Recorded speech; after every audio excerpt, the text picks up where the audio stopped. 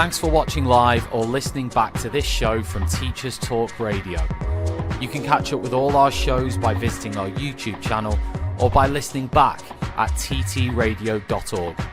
Don't forget to like and subscribe to enjoy more live education conversation from TTR. We hope you enjoy this show. Outstanding and world-class vision and world-class this. I'm a real leadership geek, honestly. I've spent my whole career reading books and chatting to people. I just find the whole thing and the announcement, the way it's been announced, bizarre. If you could move away from a model where teachers are so intensely focused.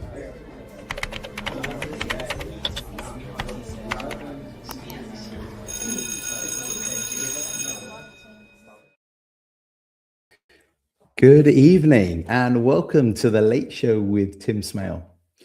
Tonight, my guest is Ryan Parke, the men's coach. We're going to be talking about more than feelings, the science of male well-being. And our theme really is to address the idea that male well-being isn't often talked about. And in a world where kindness needs to come first, too many men are struggling in silence. In tonight's show, we're going to explore the science behind male well-being, the hormones, the mental health, and the stuff that rarely gets said out loud. Now, please do be aware that we may talk about potentially triggering topics such as suicide during tonight's show. If you do find this distressing, then please feel free to leave or to mute the show for a little while. So I want to start the show with a number. 3 out of 4 people who take their own lives in the UK are men.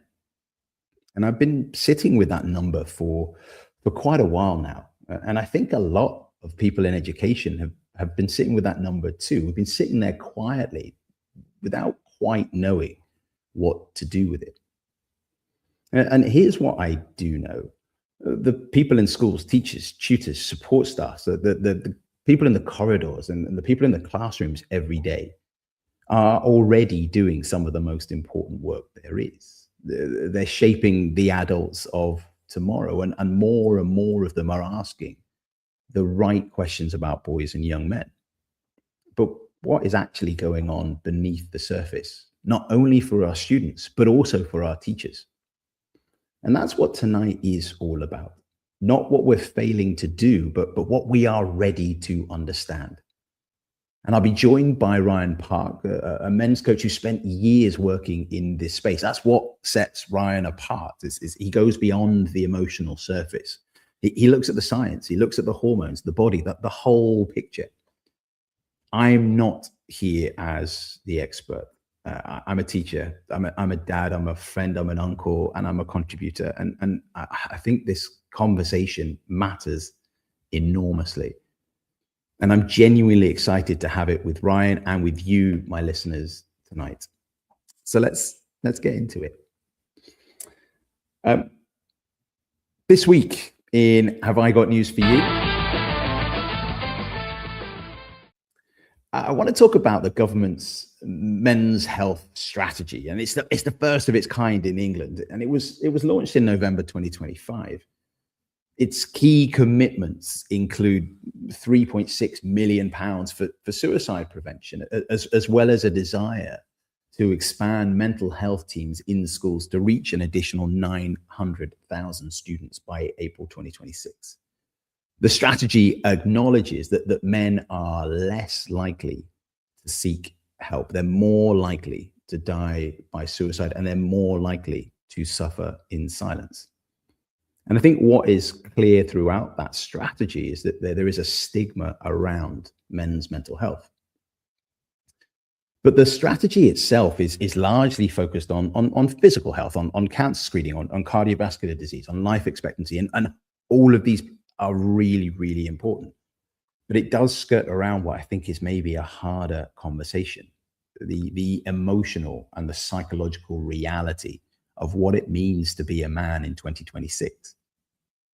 It is genuinely encouraging that the government has finally put men's health on the agenda. And a 10-year strategy is no small thing, but strategies do take time. They work from the top down. They work through systems. There are funding streams to consider. There are institutions to consider. And I think what Ryan's work tells us is that there are men who are struggling right now. And we can't always wait for a system to catch up with them. What Ryan believes and what evidence behind his coaching, I think, shows is that the answers are often already within reach. In the way that men live, connect, in the way that men talk. And this men's health strategy might point the direction, but I think Ryan is already walking the road. And the question that I'm going to want to put to Ryan tonight is, are the approaches we're taking the right ones, or is it actually time to rethink how we reach men? And so for me, in terms of my thoughts, I've been teaching for over 20 years, and I've worked with thousands of young men, some brilliant, some struggling. Many of them are both brilliant and struggling at the same time. And, you know, those who are struggling are rarely the ones who have told me they're the ones who are struggling. They were the ones who maybe showed it through behavior, through withdrawal, through trying to disappear in the back row. And we have really spent decades asking boys and men to talk more. And I do think that matters. But I wonder if we spent enough time asking why they don't, and what is in the way, like what the culture of classrooms, the playground, the changing room actually says to a young man who's finding it hard. Throw into that mix the manosphere, and the pressure that can be placed on the shoulder of boys in school only becomes that little bit heavier. And I think schools reflect the world, and in the world, men who struggle are still often met with a version of manna. It's less visible than it used to be, but it's there. And on top of that, do we understand the strategies that contribute towards positive mental health? And do we understand they differ for boys and for girls, for men and for women? So tonight, I really want to know what we can actually do, not the theory, the practice. And please do feel free to reach out, put your comments out. Those great questions I'll put towards Ryan, and we'll see where we go with our discussion tonight. So I'm going to introduce my guest. Ryan Parke is a coach, he's an author, and he's a TEDx speaker specializing in how hormones, lifestyle, and goal setting impact male mental health.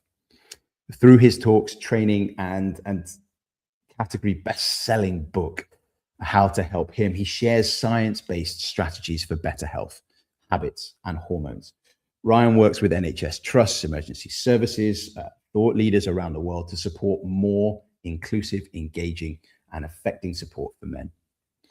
Alongside his real-world coaching experience, Ryan is also an international award-winning speaker and member of the Professional Speaking Association. He is a trained mental health first aider, suicide first aider, and men's health champion with Samaritan's training in suicide prevention. Ryan holds an enhanced DBS check, and I'm absolutely delighted to welcome Ryan to the show tonight. Thank you so much, Tim. Oh, a round of applause. What an introduction. Thank you, Tim, for welcoming me to Teachers Talk Radio onto the Late Show. No problem. As I always say on my show, there is no expense spared on the special effects. My daughter's recorded this one for you. Welcome to this show. Love Just a bit of promotion in case anyone has got any jobs for voice acting for my daughter. Please reach out, email me. So Ryan, please, I'm so happy to have you on the show. I think this is such an important topic to sort of start discussing out in the open and to give airtime to. So where I really want to begin is well, at the beginning. Can we start with your journey and what led you down this particular path?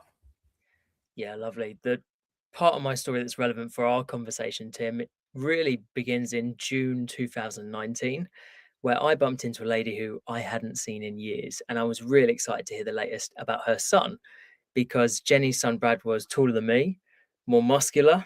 Some would say slightly better looking. I know that's hard for you to believe, but a strong argument could have been made. But the important thing to know is that Brad had a fast car, a big house, and a great job.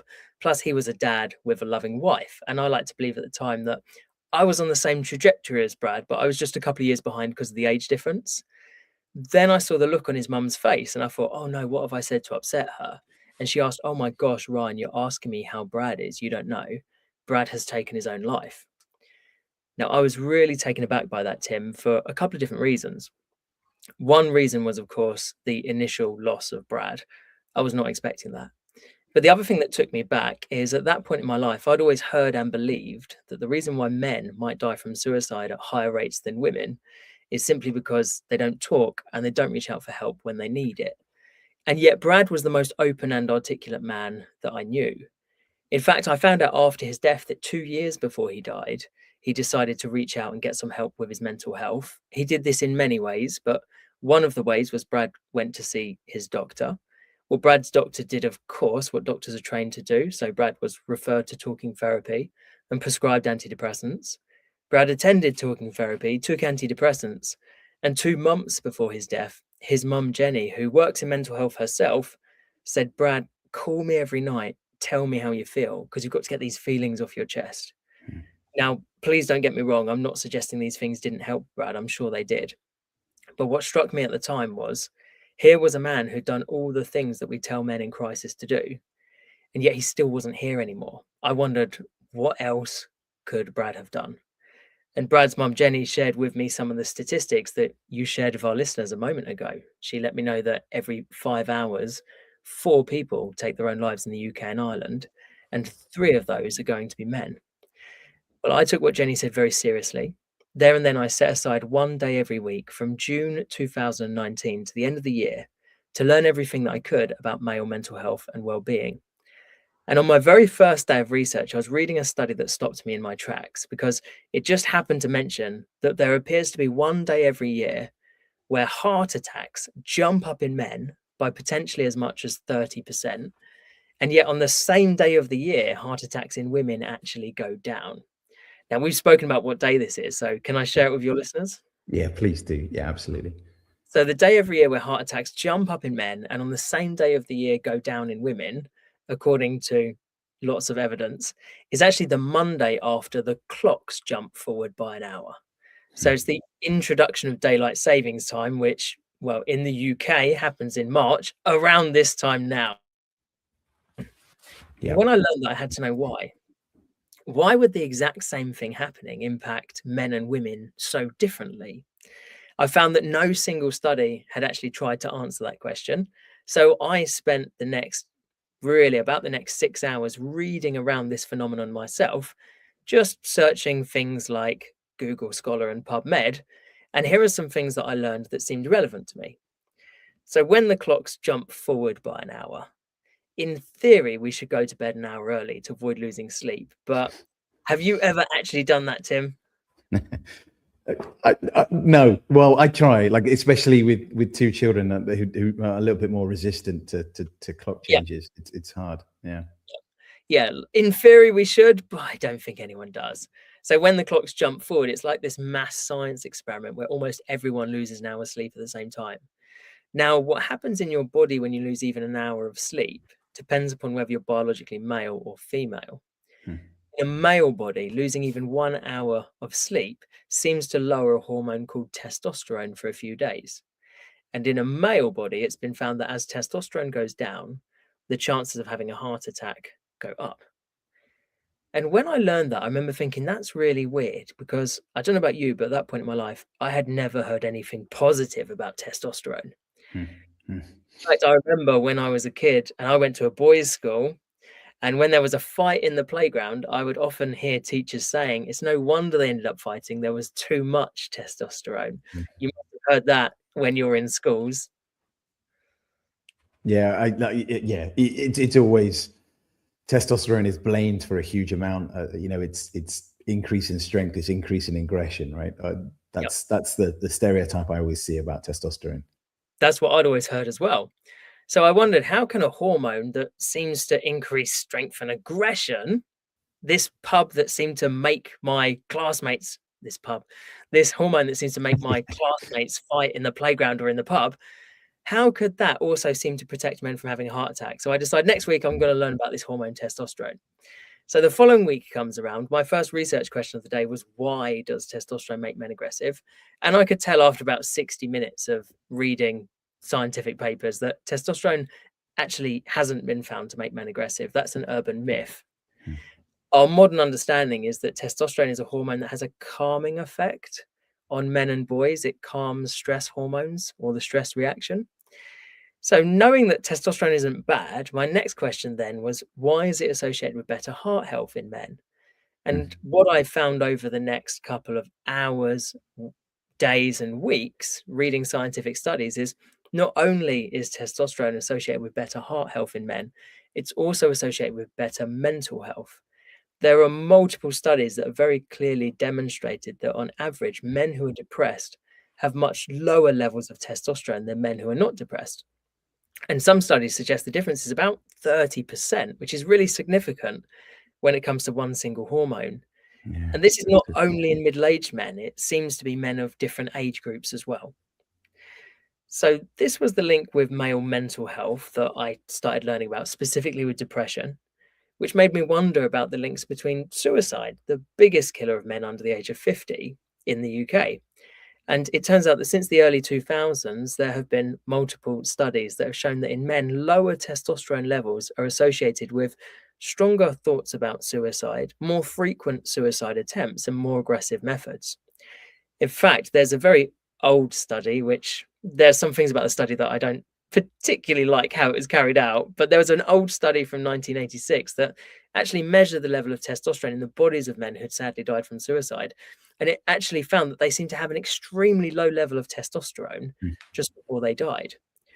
Now, when I learned this, I was very interested because in the UK and Ireland today, we know that the biggest killer of men up until the age of 50 is suicide. And suicide and depression in men both appeared to be linked to having a low level of testosterone.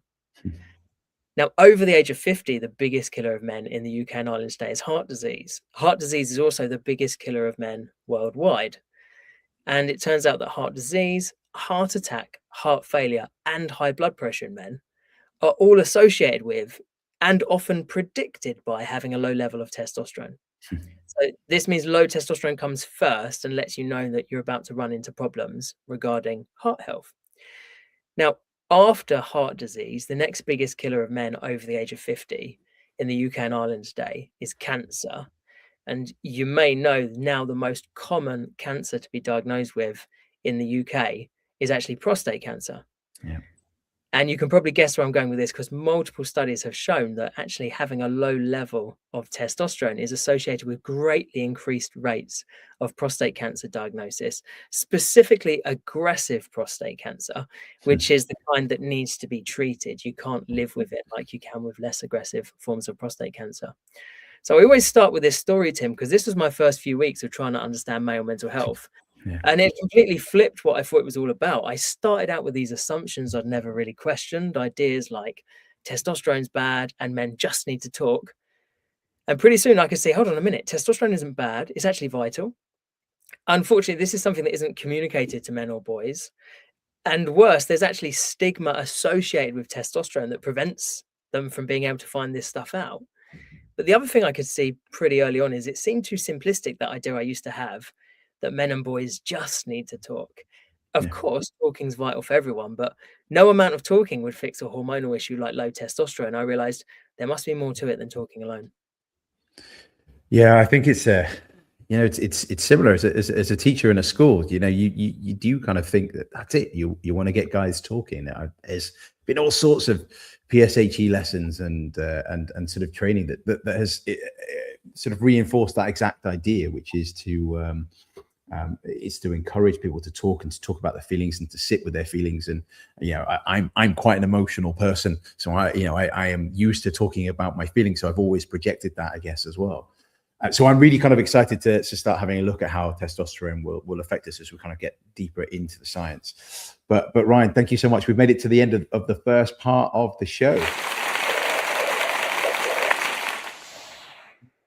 So I just want to shout out to AQA who sponsor TTR and tonight's show.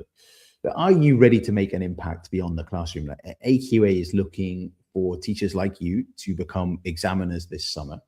You'll build your CPD, strengthen your understanding of the mark scheme, and gain fresh insights into really enhance your teaching. It's flexible, paid work that fits around your commitments with full training from their experts and ongoing support from experienced team leaders. Whether you are an early careers teacher or have years of classroom experience, examining with AQA is a valuable way to develop your knowledge and join a community of subject specialists. So if you're interested, join AQA as an examiner this summer and visit aqa.org.uk/apply and do so today. So the next segment of our show is the shout out boards. The shout out board. I guess I don't need to say it and do the special effect. I don't know. We'll see. Look, this is the part of the show that we dedicate to anyone who needs a shout out. Are there any teachers or leaders who are deserving of some extra recognition, a kind word, or a general bit of educational love? You can feel free to drop, if you're listening to the live show, in the comments, or you can direct message me on somewhere like LinkedIn. But please do contribute. And if you have any questions for Ryan, then please do also drop them into tonight's chat. Now, my shout out tonight is for everyone connected to a school community right now, because this is the time of year that is relentless. Teachers are drowning in marking, planning, and trying to hold it together for 20, 30 kids who are quietly anxious. Teachers are working one-on-one with students who need a little bit more support with the curriculum. Admin teams are coordinating exams, timetables, and there are 100 things being balanced and juggled that nobody sees. The cleaners are keeping the place running so everyone else can focus. Parents are trying to read the room at home when it comes to their kid walking through the door, stressed and silent. And students who are revising, worrying, comparing themselves to everyone else around you. Look, everyone, I think, is carrying something right now. So if you're in that world, whatever your role is, you matter. You matter to how the building feels. You matter to how those kids feel and how those kids are doing. So please do take a breath, sit down with a hot mug of tea or hot chocolate, relax, listen to tonight's show, and just know that you are doing enough. And we are so grateful. So thank you.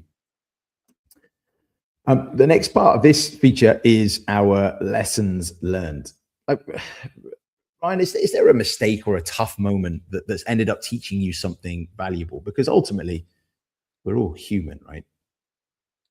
Yeah, there's a really big tough moment which happened at quite near the beginning of this journey, which was in 2022. I had the honor of being invited to deliver a TEDx talk at TEDx Enniskillen.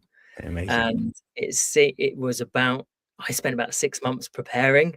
I wasn't used to public speaking at the time, so I put a lot of effort into it, and it seemed to go really well on the day. I had a lot of really fantastic feedback, and some people that saw the talk have stayed in touch with me since, or they've brought me in to deliver training to their businesses. So it resonated with them. And then the organization of TED decided not to publish the talk. So it's not available online. And I can't go into, I don't want to go into too many details of what happened. Just, I don't want organizations that I have a lot of respect for to come off in a bad light. But the end result is it felt like the message to me early on in this journey was like, there isn't an interest to understand male mental health and well-being, and you're wasting your time here. So it was a big learning curve for me. And what I did is I got a bootlegged copy of it because someone who saw it said, like, I'm watching this talk still, so you should definitely have it. And I showed it to some people that I knew well, but that had been a bit critical of the information I'd shared with them in the past. This was years ago, and what I was sharing really lacked the nuance that it has now. And I couldn't talk in so much detail about the connection between different scientific studies. And so when I shared this with people who were at the time a little bit, they would give me good pushback. They essentially told me that what I was doing is I came out just sharing like scientific evidence. And I didn't first appreciate the misconceptions people had in their mind about things like testosterone. And that was a massive moment for me. I really made a list of all their concerns. And then when I spoke about it the next time, I started addressing those concerns one at a time. And suddenly things opened up. It was a great example of it was the biggest kick I'd received probably in my adult life for quite a while. So much work. But it also showed me the way, and through it not doing what it was meant to do, it then created the path for me afterwards. But I had to learn from it, and that was very hard. It was really hard. I felt like the work was wasted away. Yeah, that is definitely a hard lesson to learn. But thank you so much for sharing it.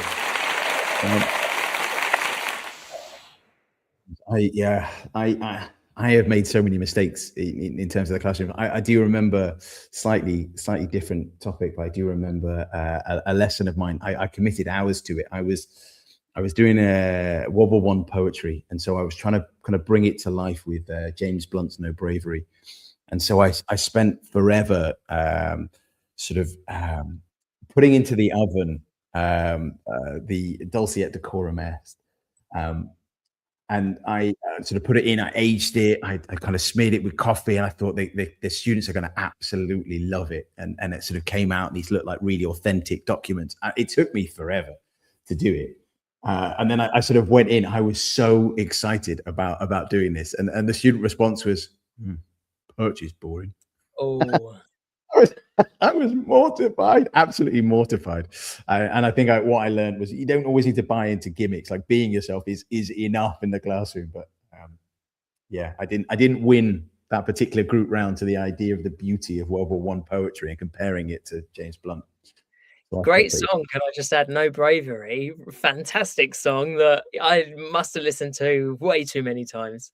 Yeah, he's a super cool guy. Like he used to go into like driving his tank around because he used to be a tank commander, like with his guitar strapped on the side of his tank, and then sort of sit around campfires. I just thought, what a cool guy, what a cool approach to things. So we are now moving into part 2, and here is really what I want to get where I want to get stuck into the science and start to sort of understand, because in the first part of the show, you've talked a lot about testosterone, Ryan, and you know, I sort of really want to understand, look, if testosterone is so important, like what can males actually do about it?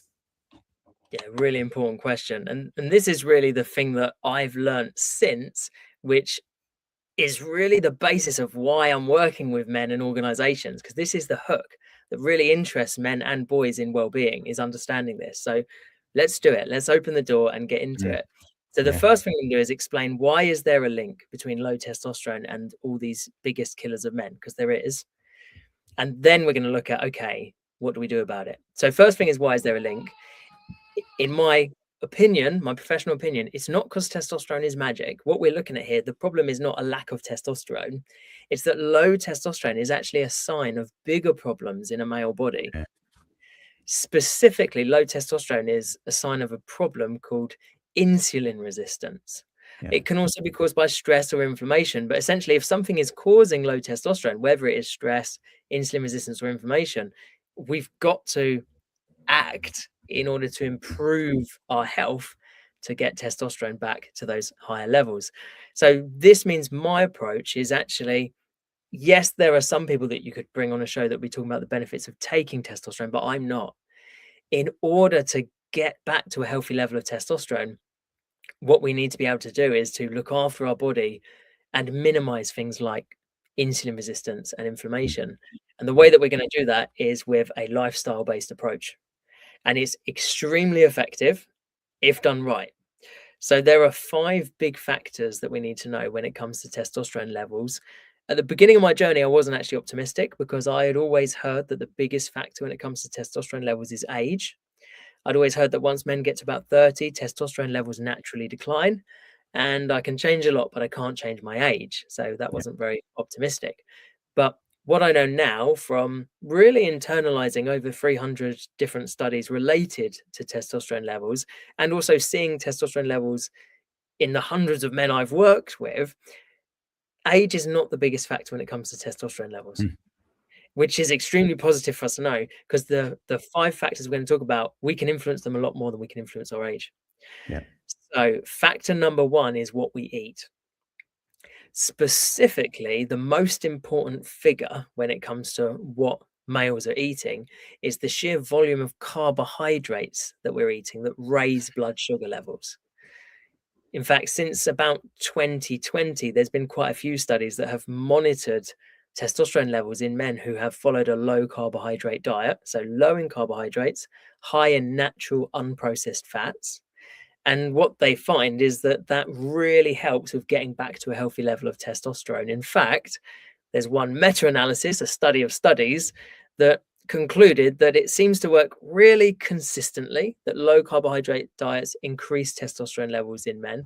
And it seems that the lower a man's testosterone level when he changes his diet, the more it works to improve testosterone levels.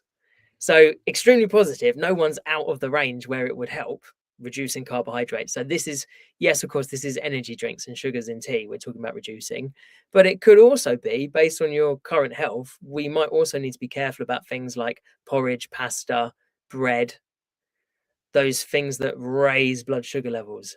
Yeah. So that's one key thing. When I learned this, I was very keen to experiment with my diet. And what I found is that after 8 months of following a low carbohydrate diet, I had a level of testosterone that's very rare now, but 50 years ago was probably what most men had. Because in the last 50 years, testosterone levels have roughly halved in men across the developed world. And this is not just in middle-aged or older men. This is also found in young men. In fact, there's reasons to believe that men now in their 20s or their late teens have lower levels of testosterone than men in the 1970s had in their 60s. Yeah, that's quite a stark kind of finding, right? And this is down to diet as the first pillar. If you speak to lots of people, they'll say, we don't know what it is. It could be microplastics in the water. It could be things like estrogen in the water supply. Yeah. You know, it could be a change in the role of men. But in my mind, it's actually a lot simpler than that, because what we know is that the more men eat carbohydrates that raise their blood sugar levels, the lower their testosterone levels. And we also have very good studies that show that if men follow a low carbohydrate diet, then it reverses that downward incline and takes them back to a much healthier level of testosterone. And they haven't changed the estrogen in the water, the microplastics in their brain. None of the other things have changed. The only thing that's changed is diet. So to me, and I might be oversimplifying it here, but it seems pretty simple that it's really down to what we're eating. And many men, if they reach out for help with improving their health or their testosterone levels, they'll be given a generic one-size-fits-all advice, which is something like you reduce fat, you eat lean proteins, and you eat more complex carbs. And if I wanted to reduce my testosterone levels, that's actually what I would do. Yeah. So that's one thing, which is we need to be eating real food that contains natural fats and isn't too high in carbohydrates. But there's 4 other big factors. And if any of these, it's like a chain. If any of the links are broken, then it could be the single problem that's causing low testosterone. But my experience is it's most of the time it's down to what men are eating. The next one is sleep. There's reasons to believe that each hour men are asleep, testosterone increases, and each hour awake, testosterone decreases. So sleep's enormously important. This is why if you get a testosterone test, you're told to do it within the first few hours after waking and before eating as well. So we have diet, we have sleep. Then you'd probably guess exercise. That's absolutely essential. And the amount of exercise that we all need, according to lots of different sources, and according to the NHS in the UK, is 150 minutes of exercise a week and at least 2 resistance sessions. And there's reasons to believe that once you get to 150 minutes a week or 20 minutes a day, exercise becomes about 1.5 times more effective than antidepressants and 1.5 times more effective than CBT talking therapy for dealing with stress, anxiety, and depression. And this is worth knowing, because if you have a friend or a colleague who reaches out because they're feeling depressed at the moment, reaches out for help and goes to see their doctor, then your colleague or your friend might leave that doctor's appointment with a referral for antidepressants, or a prescription for antidepressants and a referral for talking therapy, just like Brad did. But your friend might not yet know that the most effective thing they can do is something that has no waiting list, no lead times, no nasty side effects. It's put on some comfortable shoes and be physically active. Yeah. And then our last 2 is vitamin D, which our bodies make naturally from being in the sun, D3. specifically. Hmm. And your body's great at making D3, but during the winter months, many of us in developed countries, we just don't get out enough into the sun because we're working, which is also important for our well-being and our mental health. And so many healthcare providers recommend that most adults should supplement vitamin D through the winter months. And the last thing is sobriety. There's reasons to believe that each alcoholic drink significantly lowers testosterone. And it's also been found that in chronic or heavy drinkers, I should say, they're very likely to have low testosterone, and it stays for quite a while after they stop drinking. Does eventually recover. But the key thing is these are our key ingredients for a healthy level of testosterone. And when I saw that list of key ingredients for a healthy level of testosterone, I remember thinking, oh crap, because I knew Brad and I know that, yeah, he did all the things we tell men in crisis to do. He reached out for help, went to see his doctor, attended talking therapy, took antidepressants, and called his mum every night and told her how he was feeling. But I also knew Brad well enough to know that real food, sleep, sunlight, exercise, and sobriety, they just weren't on Brad's list of priorities. Yeah. And I realized at the time they weren't on mine either. And I started to believe that sometimes I think it's trying to be a man that kills a lot of men. Yeah, agreed. I would say that when I started out being a teacher, I had a wonderful time. I had honestly wonderful colleagues, and I had a blast. But you would survive until Friday with your busy week, and then you would go out, you'd go drinking, and that was part of the culture, and probably part of being a man. I played rugby. The culture was to drink a lot and to drink quickly. And it was in inverted commas part of the fun, but there was also that pressure. It was hard to say no as you got the group of guys together. And I also think, touching upon so many of these points, I'm sort of looking at my sort of show prep notes as I sort of score them out on Post-it notes just in front of me. I'm looking at sort of the teacher surveys that come back that say that 78% of teachers are stressed, 84% of leaders within schools are stressed. 30% of 11 to 16-year-olds are sort of presenting with mental health conditions, and that's leading to absence from school. 50% of mental health conditions are established by age 14. And I'm kind of looking at all of this research, and there's also this other thing about the fact that teachers just don't have that much time. I think it's about 70% of teachers say that their job impacts on their ability to have time to do things. That's why it's so important to talk about mental health, because we do get kind of these kind of cultural demands on us to work ever increasing hours, to sort of have that drinking culture, to relax in the evening with a bottle of wine or with a couple of beers. And actually that's then building on top of some of the problems that maybe people are starting to see within the people that they love, they care about, they want to talk about, or themselves. And I do sort of see that sort of trend. And there's also this other research that comes out as well, I think, from a teacher well-being point of view, that our students model from our behavior, and teacher well-being is inextricably linked to student well-being, because for many students, the adult in the room they're seeing for that hour of maths, English, French, history, whatever it might be, is someone they're having the most contact with in the day, because their parents are working long hours, or there's difficulties at home, etc. So I do think it's really important. And I guess there's a few things that I want to kind of touch on as we look down at this particular rabbit hole, is that there is this sort of pressure in society. There are cultural pressures. So there are lots of noises being made about testosterone. So, Ryan, is it as simple as I can, as we see with some parts of the gym culture, like I can supplement testosterone? Is that the way to solve this problem? In my opinion, no, not really. So there are certain supplements, things that we can take that might address something like a deficiency in our bodies. So that can be done. And as I said, it might be that it's something like vitamin D3, as an example, that could be addressed with a supplement potentially. But the really key thing is the lifestyle factors. It's to do with, for example, what food are we eating? If I'm going to the gym and I might be working hard at the gym, but if I'm putting junk food into my body, essentially a lot of processed food, a lot of refined carbohydrates, a lot of sugar, it doesn't really matter what kind of supplements are added to that. The raw ingredients aren't there because we want to reduce the inflammation, the stress on our body, the insulin resistance. We just don't have the conditions for really good hormonal health unless we get some of those basics right. Yeah. Is there the counter worry to this? Is there the possibility to have too much testosterone? Yeah, it's a really important question. And what I'm talking about is making testosterone. That's why I made that distinction between making it and taking it. Obviously, taking it has to be done with medical supervision, but there's what's called a negative feedback loop in the body, which means that when testosterone gets to a certain figure, then the body eases off the gas, as it were. And so it doesn't just get higher and higher and higher until you have a problem.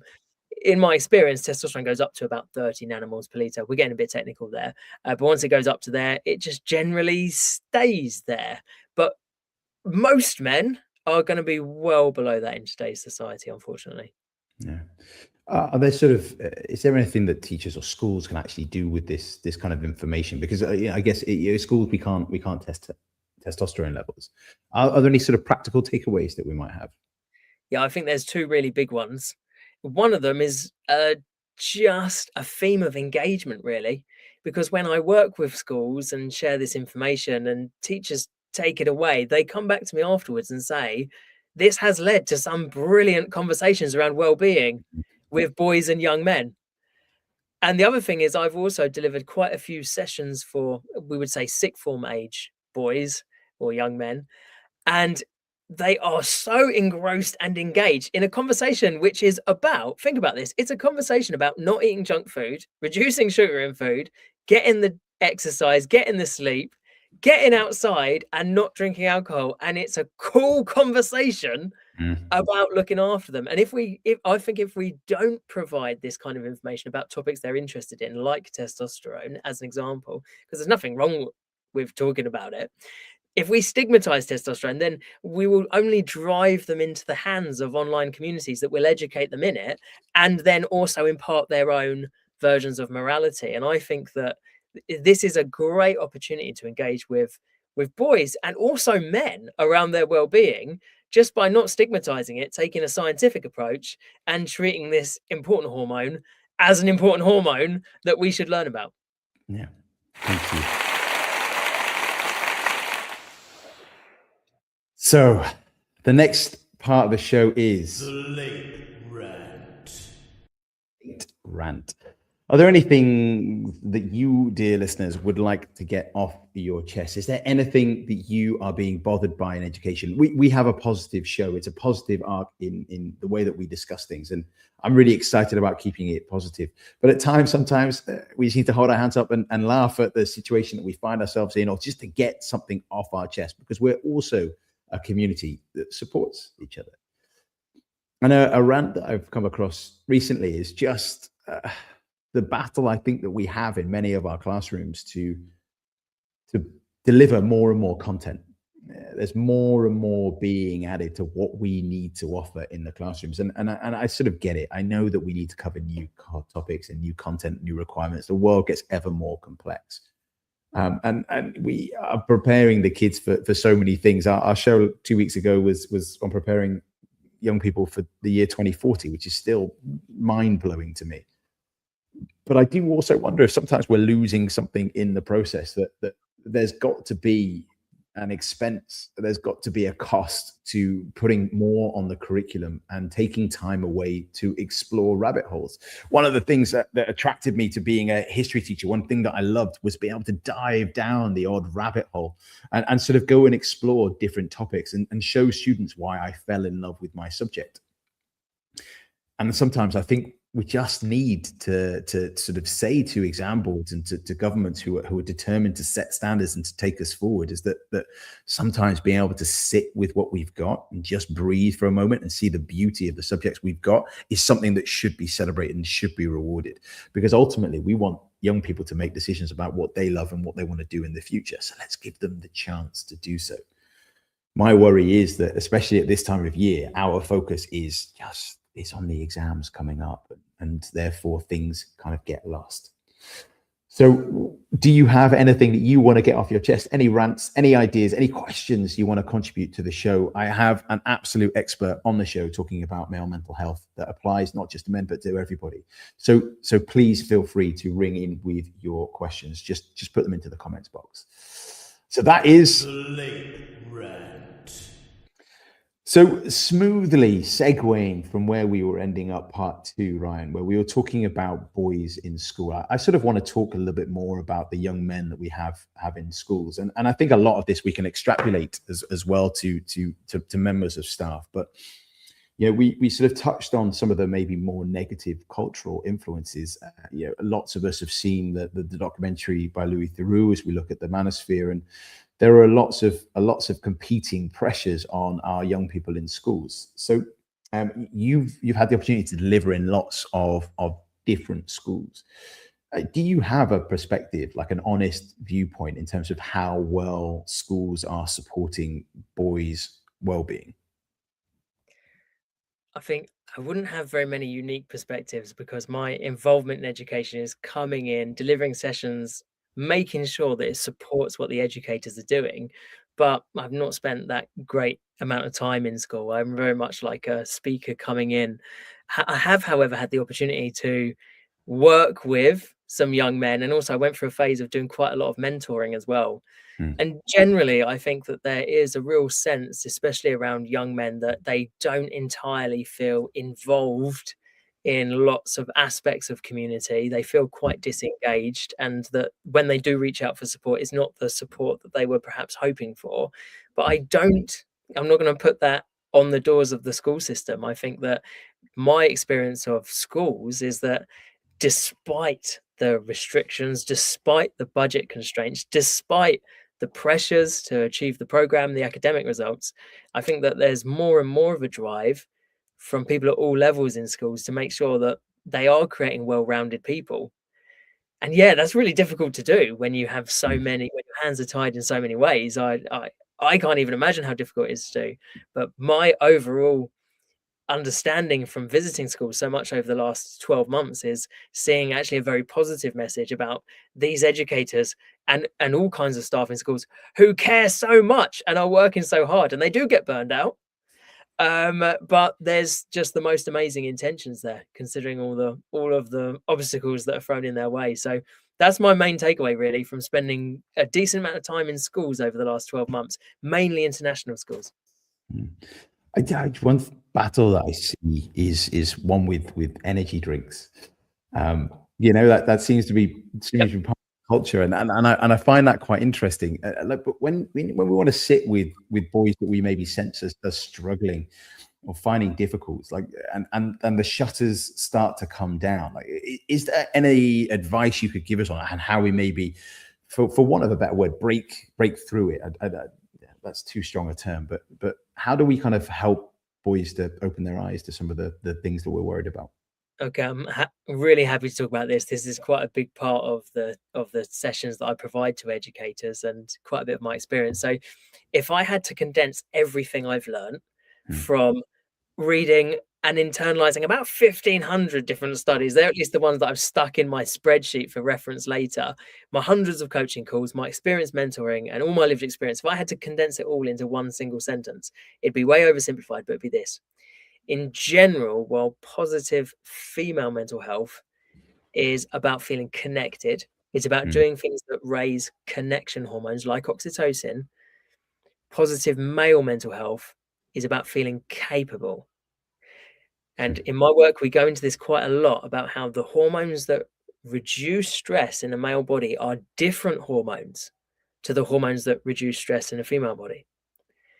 And I'm not saying for 1 second, and I'm sure no one thinks I am, I'm not saying this means that women and girls don't need to feel capable and men and boys don't need to feel connected. That would be totally ridiculous. But what I am saying is the skew is slightly different. And often when we want to have important conversations with boys, we might approach that important conversation with the very best of intentions by actually undermining that sense of capability. So, and I'll give you an example of this, which is something like, I'm worried about you. I've noticed something and I'm concerned. It doesn't exactly scream capability, does it? I'm worried about you. Like, I'm okay, but I'm worried about you. Yeah. And I think from my experience is that boys and men have got very good at shutting down conversations that make them feel incapable. Yeah. And there are some hormonal reasons for that, I believe, which we explore in my work. But just on the very top level, I think that what we're dealing with here is we've created this situation where in order to carry on with the conversation, you're going to be put in a situation where you don't feel capable anymore. We're worried about you. You're the problem here. And so what I think we can do, and I talk about this a lot in my work, is we can approach the situation, create a safe space where we actually make people feel more capable in the way we approach these important conversations. And one of the steps that I talk about is just picking and highlighting a strength you've noticed in the other person at the beginning of the conversation. I noticed you did that. That's really impressive. Or even something like, hey, we all normally rely on you. You're the one that helps with this thing. Lately, I've noticed that you're not getting it done like you normally do. Is something up that we can talk about? Would you like to talk about solutions? This is a very, very small tweak, but the feedback I have from educators is that it's quite a fantastic way to open up conversations by not undermining that feeling of capability in the way that we approach boys. It's really interesting. Okay. Yeah. Are there also other parts of school culture that maybe contributes to making male mental health a little bit worse? Oh, it's a really big question. I wouldn't single out necessarily any parts of school culture necessarily. Yeah. I think that one thing that comes up a lot when I've been doing mentoring the past with boys is if they're okay, now I am singling out a part of school culture. The part is if they're on a team and then they're removed from that team to focus on something, like to focus on studies or something. Maybe they've fallen behind in studies, they need to catch up. Something that we talk about in one of the pieces of training that I do is one of the things we look for when we're having conversations is there a sense that people have been removed from a team lately? There's a really interesting study from 2020 that was carried out by the Samaritans. So for international listeners, mental health charity in the United Kingdom that operate a listening line for people in need. So the Samaritans, they interviewed, this is men, not boys, they interviewed men who'd reached out for help and found that help was engaging. And they asked them, what was it about the support that you found engaging? And they were surprised that men were really clear about what it was. And they essentially found that men find support engaging when it makes them feel like part of a team, gives them the opportunity to make a contribution, and helps them to work towards shared objectives, not just their own. We're essentially talking about teamwork and purpose here. And there are some things that inadvertently, with the best of intentions, we sometimes remove people from those teams because we want them to focus on their own studies or, an important part of their academic progress. And I think we should be very careful about that, because sometimes teams provide a lot of support, a lot of purpose, a lot of camaraderie that is hard to replace in other ways. Yeah, interesting. Yeah, we also have this kind of competing pressure that comes from online voices that maybe don't have the same, I'm trying not to project, but maybe don't have the same sort of viewpoints that we're sort of trying to instill within schools. Yeah, are you noticing within your work that there are real pressures coming from that kind of sphere? And is there any advice that you can give as schools are trying to sort of face the challenge on that front as well? I can tell you my thoughts on this. Not everyone's going to like my thoughts on this, but I'll tell you, which is when we're talking about, at the moment, we're talking about things like online influencers, I imagine, voices that are projecting a way of life that is not necessarily moral, and yet it's resonating with young people, especially young boys. Why might that be? Well, I think that what we need to do sometimes is understand what is it about that messaging that's appealing to them. And sometimes it is just that they are trying to find some help in terms of, how do I get a job? How do I make money? How do I get a partner? How do I be popular? And these are things that are not necessarily being provided from the mainstream, but there's obviously appeal there.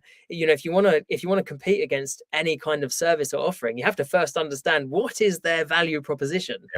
Yeah. And I think that what we do a lot of is focusing on, well, how do we discredit this kind of online voice? But what we're not asking in some instances enough is, what was missing from that person's life and education that made them go to, why could they not apply their critical thinking? What was it about that made them feel heard and listened to? Because until we understand that, we're not going to be able to compete with it. I'll share a quick mentoring story, if I may. Please. A little while ago, when I did quite a lot of mentoring, I don't so much anymore. There's a lot of red tape, and it's very different to coaching. But when I was doing quite a lot of mentoring, I was in a situation where I had a mum. She said, "Would you have a mentoring call with my son?" And I said, "Yeah, I will." It was a few weeks until we could get on a call, and I did a briefing with her first. I take her through what we're going to be talking about, that kind of thing. So we have this date lined up, and then on the day he doesn't turn up, and I called the mum and I said, "Look, you're his appropriate adult. He's not turned up, just to let you know." And she says, "Oh, he's fine. He's fine. He doesn't need to talk to you. He doesn't need to talk to anyone." I said, "Oh, right. Tell me about it." And she said, "Well, he's found this online course. And it's amazing." She said it costs $50 a month. He is up in the morning. He's running. He's not drinking energy drinks and eating crap food. He's applying. He's thinking about what jobs he wants. So when he's at the right age, he's going to apply. I said, he's doing Andrew Tate's Hustlers University 4.0. Yeah. She said, no, he's not. She said, we've seen him on the news. We wouldn't. I said, he is. He is. I know that program. I know how it works. He went to that because he wanted to know, what do I eat? How do I exercise? Yeah. How do I get a job? How do I make money? Why did he have to go to Andrew Tate to learn that? And we can't say, before we blame people, we need to first understand, what was it that made him feel heard in that situation? So, as I said, it's not particularly popular, but I think it's also a positive message, which is it, because if we can understand what was the drive there, and his mum was so happy about the changes she had seen. Yeah, I guess there's the idea of health and vitality, making yourself more attractive, and also it kind of dinged a little bell when you're sort of talking about the importance of a team. I guess there's that sense of belonging to a community, to a team, and therefore some of the validation that maybe comes from being as part of a sports team also comes in from that. It's a really interesting concept. I know the conversation will be opening out throughout schools, across social media, across different people, and they're going to be very polarized views on it. Sometimes it's when we're tackling these conversations, it's not necessarily about projecting what we think or we want other people to think, but opening that discourse and discussion. Again, as you said there, to sort of really understand what it is in that sort of world, and maybe that's the Smale-sphere that I'll create in the future. Is to sort of we'll see if people want to idolize being a bald, somewhat overweight history teacher. We'll see. Okay, so time for a bit of a break. Thank you so much, Ryan. This is our time for the marking break. It's time for everyone who's listening live to the show. Just take a little breath to make that cup of tea, to fill up your mug of cocoa. And for us, in true teacher fashion, Ryan, to take a proper marking break. And it's just to ask you a very simple question. Like, what is it that keeps you sane outside of work at the moment?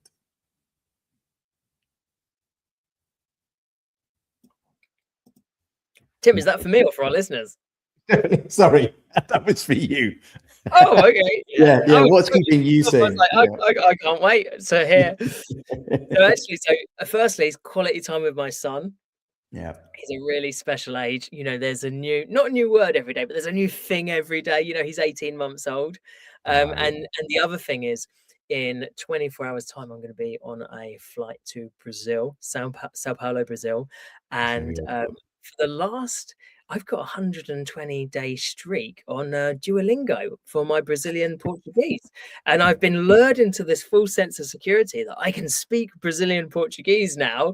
But I think that's only when people speak to me slowly and type and have subtitles. Did your Duolingo start with your Brazilian Portuguese for I am a dog or I am a cat, which seemed to be what I would get with the German and French Duolingo. And I'm able to say je suis un chien. I'm able to go around and say ich bin ein Hund, but I never really understood. I probably got that wrong, and if I've got international listeners, I'm No, it's, to me it seems okay. Yeah.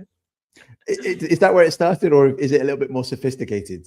No, it didn't start with that at all, actually. I know how to say cat and dog, but it didn't teach me how to explain to people I am a cat or a dog. And it's really interesting, isn't it? Because, a cat or a dog wouldn't say that. Well, I don't know. If I find one that does, I will be able to speak in multiple languages, Ryan, to that dog and cat. And B, I'm probably going to make a lot of money with the circus. Next part of the show. That's my son. So my kids have insisted on coming in on my no expenses spared sound effects. And so this point of the show, across my socials, I've just been asking for people to share their stories in the hope that I can crack your steely facade, Ryan, and bring a smile to your face. And so Anthony Harwood has been very kind in sharing this story. I'm going to read it to you, and let's see if we can make a grin. If not, Anthony, I'll have to give you a look of shame. And if not, then you can revel in the delight of making our guests laugh live on air. So thank you to Anthony. Here's a short anecdote. So I am Anthony in this scenario. So here's a short anecdote from one of the many mistakes I made in my early career. As a very naive new teacher in the early 2000s, sometime during the teaching day, a foreign gentleman approached me, who it turns out was a delivery driver, asking if there was somewhere close by he could get some lunch. As it was a village school, there really wasn't many places in easy walking distance. So I absent-mindedly gestured in the direction of the school canteen, figuring teachers often sat and ate there. So why not visitors? I'm going to point out here, for the sake of the younger teachers, and also to try and save a little bit of face, that safeguarding training and protocols were not as stringent back in those days. Anyway, after half hour or so, it turns out my head of department had an urgent message for me. Fearing the worst, I snuck a look into the canteen, and sure enough, there is this lumbering 6-foot-plus Dutch lorry driver casually tucking into his school dinner, towering over the Year 7 and Year 8 students, by which he is surrounded on literally all sides. For your own mental image, think of that scene from Elf, where Will Ferrell is clearly far too big for the tiny desks. Whoops.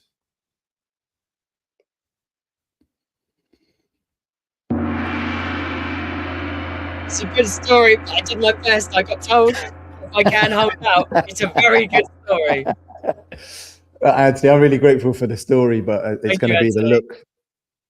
Judgment look. No, thank you very much for sharing the story. There are so many embarrassing moments in schools that just happen. This is a shout out to AQA. AQA Know Teachers are the real experts in the classroom. That's why they work closely with teachers like you, combining your insight with their assessment expertise to create resources, tools, training, and guidance that genuinely make a difference. They're the UK's most chosen assessment organisation, so chances are you already know their work. And as we head into exam season, AQA are focused on helping teachers feel supported and ready. If you want to find out more about how they're working with teachers like you, just head to their website to find out more. It's also a shout out to Hachette Learning. And this show is proudly brought to you in partnership with Hachette Learning. They're publishers of professional development books and resources that support great teaching and learning in schools around the world. Level up your professional development today and visit www.hachetlearning.com to explore their full range of titles. So, Ryan, we're going to move into our last segment of the show.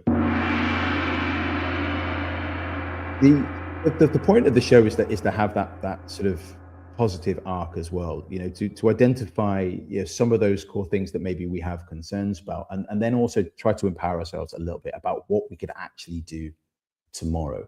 So Ryan, my first question is if a teacher is listening tonight, they want to start taking male well-being more seriously.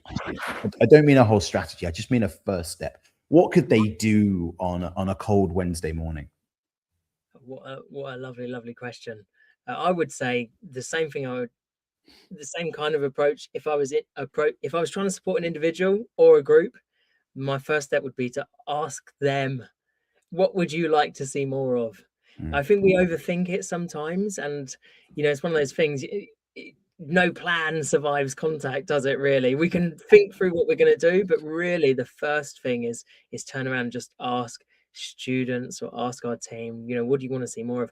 Because there's many advantages to that. One is they do the thinking for us, and the other thing is, of course, as educators know, if they come up with the program, like, wow, how much accountability and ownership. What an empowering thing to be asked by a teacher, by an educator, what would you like to see more of? So yeah, that's my thought. I think educators will intuitively do it, but that's the first thing, is ask the person that you want to support, what would you like to see more of?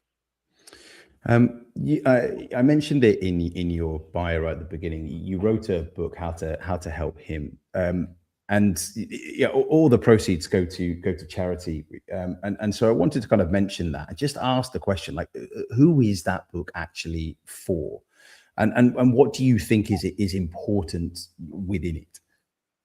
Yeah, so I mean, it's an important question. It's been another lesson for me as well, because essentially at the very beginning, when I knew I was writing How to Help Him, I wanted to put all the practical strategies we use in my coaching practice into a guide that other people could use to support someone in their life, to support a man who they're worried about, or a young man. I originally wrote a 120,000 word book. It used about 500 different sources to back it up.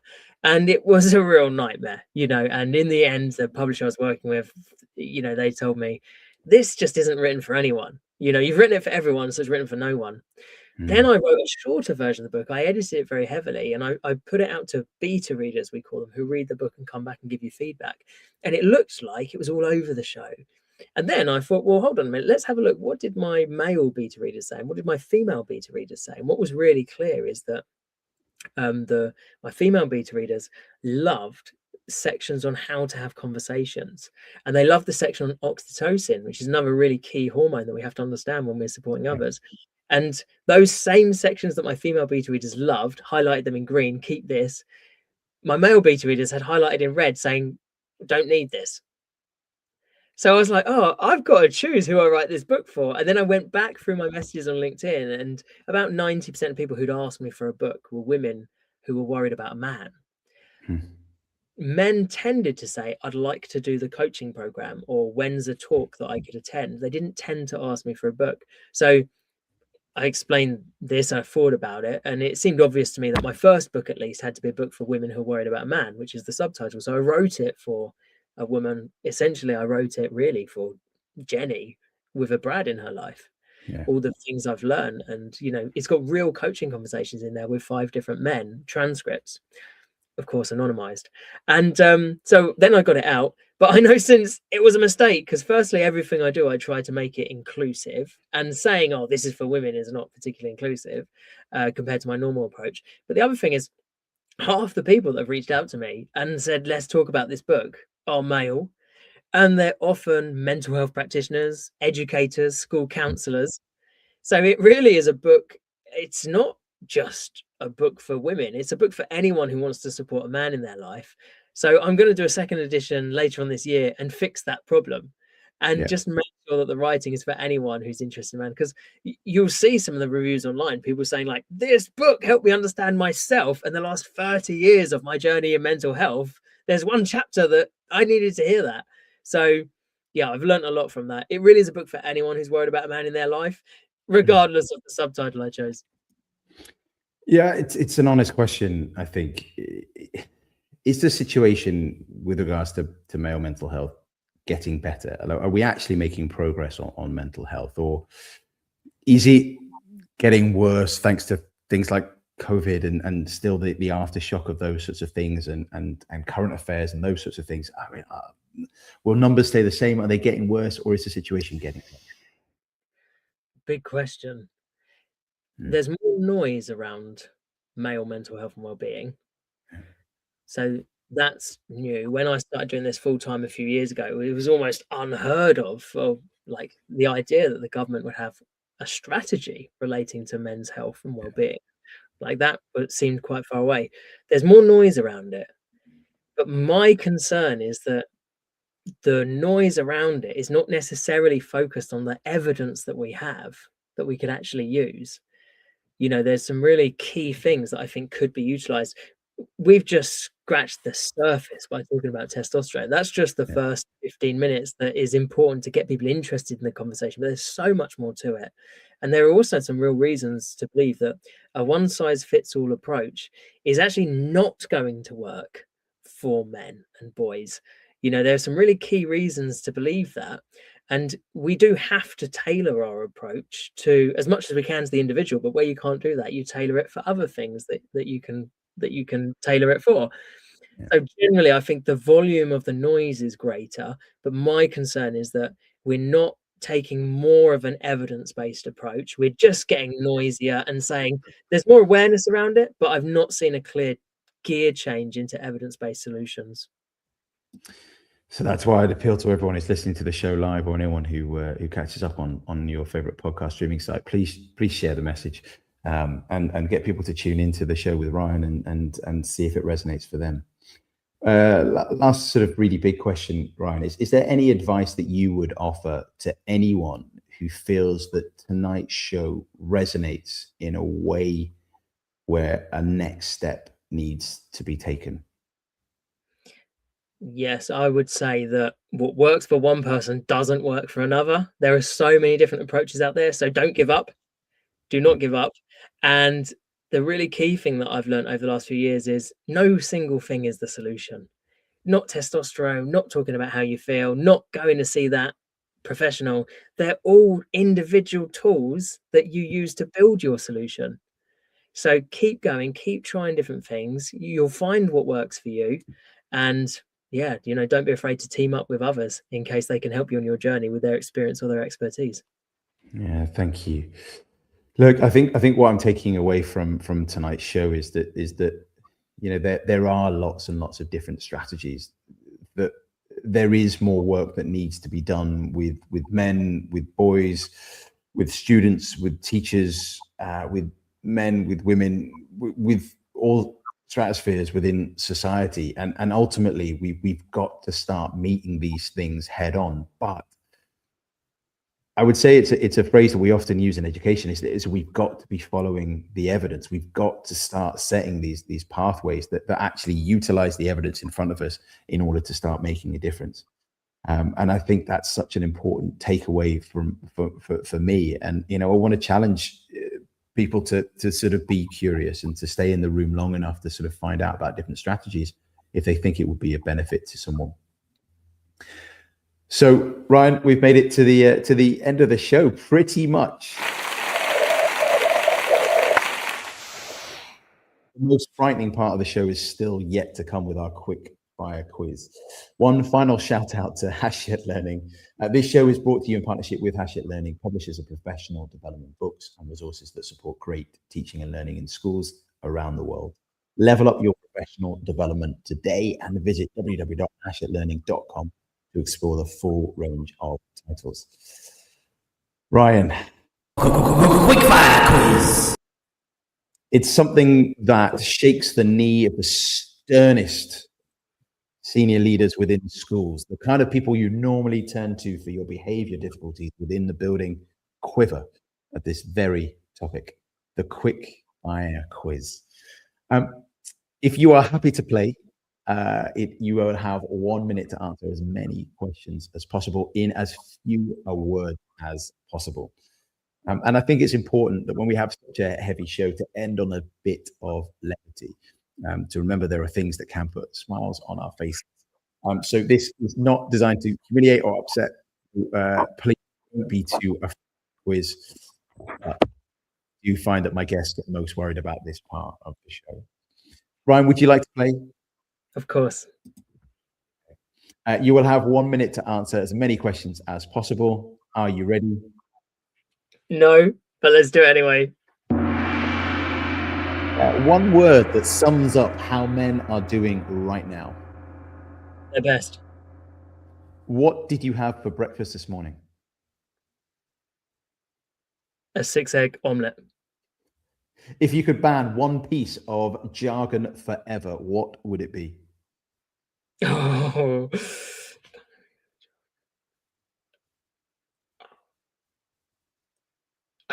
No, nothing. Blank. But I'll accept a pass. What's one thing you wish parents understood about positive mental health? That this is not a one-word answer. That addressing problems can be as powerful as just talking about problems. I like it. I like it. If you weren't a men's coach, what would you be doing for a job? I would love to be a builder, or if I started my life again, I'd be a dancer. Very, very cool. What is a quote or idea you actually live by? There's a quote by John A. Shedd, which is, "A ship in harbour is safe, but that is not what ships are for."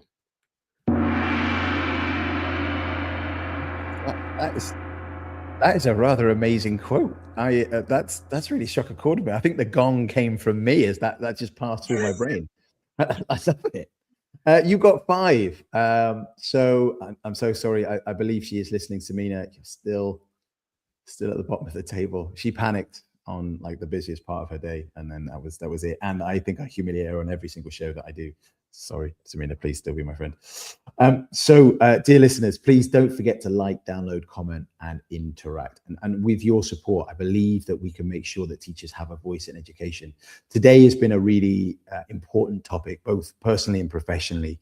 And it's one that I would really appreciate if people could spread the word. I think it's such an important message to start getting it out there, that there is evidence out there. There are people working in these areas to ensure that mental health is dealt with in the right way and looked at. So you have been listening tonight to The Late Show with Tim Smale on Teachers Talk Radio. I would like to say a huge thank you to my guest, Ryan Parke. I am so grateful for the time, the dedication, the expertise, and the effort. I'm Tim Smale. Thank you so much for tuning in, and I will see you next time.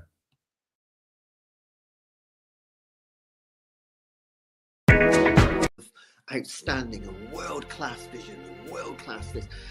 I'm a real leadership geek, honestly. I've spent my whole career reading books and chatting to people. I just find the whole thing and the announcement, the way it's been announced, bizarre. If you could move away from a model where teachers are so intensely focused.